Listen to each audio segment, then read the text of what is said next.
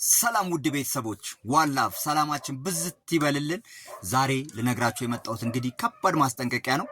ከሱስ ማገገሚያ ያላችሁ ሰዎች ለእናንተ ነው። ስትወጡ የሚጠቅማችሁን ነው ምነግራችሁ።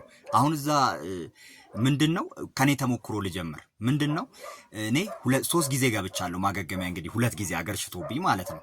39 ኪሎ እስከመሆን ደርሻለሁ። ግን ምንድነው የመጀመሪያ ጊዜ ስወጣ ሞር ኮንፊደንስ በራስ በጣም መተማመን፣ ሁለተኛ ጓደኞቼን እቀይራለሁ፣ በቃ ስራ እጀምራለሁ በቃ ምናምን ብዬ ወጣሁኝ እና ግን ለ4 ወር ያህል በቃ ኑ ምናምን ብዬ ጓደኞቼ የሚያብረቀርቅ በለጨውን ላይ ያቀረቡልኝ ምናምን ኑ እያልኩ ቆይቻለሁና የገና ዋዜማ ጊዜ ጓደኞቼም እንግዲህ ከውጭ መጥተው ነበርና አንድ ቢራ በጠጣ ነው ያልኩት። ተወሰወስኩኝ። ዋዜማ ስለነበር ያው በዓል ነው ዛሬ በጠጣ 4 ወር አቁሜያለሁ። ስለዚህ ምንም ማለት አይደለም ብዬ ነገ አቆማለሁ እና ያቺ ቀመስ ሳረግ ትር አገረሸ ማለት ነው። ይሄ የናፈቃችሁትን ሰው ወይ ነገር ስታገኙ እንዴት ነው የሚሰማችሁ ስሜት? ያ ስሜት ነው የመጣብኝ። ድገም ነው ለካ። ከዛ 2 3 አይ ዛሬ ኦቨር ወጥቼ ነገ አቆማለሁ። በማግስቱ ጫቴንም ጋንጃይንም ኤቭሪቲንግ ነው ያደረኩት ማለት ነው።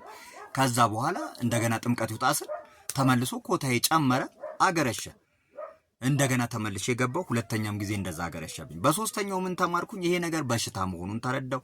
እንደሚድንም አወኩ፣ እንደሚያገረሽም አወኩ። ከዛ ደግሞ ምንድነው የእድሜ ልክ በሽታ ነው። በቃ እኛ ሱሰኞች ታክመን ከዳንም በኋላ ማቆምና ማቆም ነው። ዛሬ ጠጥቼ 10 ዓመትም ማቆም 20 ዓመትም ማቆም በቃ ያገረሻል። እና በሰው ላይ ደግሞ ዲፔንድ ሆነን አንውጣ። አባቴ እንዲሰጠኛል፣ አጎቴ እንዲሰጠኛል፣ ስራዬን እጀምራለሁ ብለን ሰው ላይ ተማምነን አንውጣ። አምላካችን ላይ ያው አላህም የምታምኑ ክርስቲያንም የሆናችሁ በእግዚአብሔር እመኑ። በቃ በአምላካችሁ ብቻ እንጂ ሰው ማንም ሰው ሊቀየርባችሁ ይችላል። ስለዚህ ቶሎ ተስፋ መቁረጥ ሊመጣ ይችላል። ስለዚህ ተስፋ ባንቆርጥ ጥሩ ነው። ወርቅ ቢወድቅ አሁን ሰው ያነሳዋል አይደለ? ብር ቢወድቅ ተሯርጠን እናነሳዋለን። በቀደመ ተስፋ የቆረጠ ሰው ብናገኝ ምን እናደርገዋለን? ራሳችንን ነው ማንሳት ያለብን። ዋላፍ ጠቃሚ ከሆነ እንግዲህ ከጠቀማችሁ ላይክ፣ ኮሜንት፣ ሼር በደንብ ብዝት ለብዙ ሰው እንዲዳረስ። ምክንያቱም የብዙ ሰውን ቤት እየዘባረቀ እየበተነ ያለ በሬዲዮ አይነገርም እንጂ ቢነገር ኖሮ አሁን በየቀኑ ሪፖርቱ ስለሚደርሰኝ ነው እኔ። ስለዚህ ምንድነው የሞተ ሰው ቢታይ ምን ያህል አካል ጉዳት ደረሰ ቢባል የሚሰሩ ወንጀሎች ቢታይ በሱስ ምክንያቱም አምጣ የሚል ከባድ በሽታ ስለሆነ ሱሱ ያስደርጋል ምንም ነገር።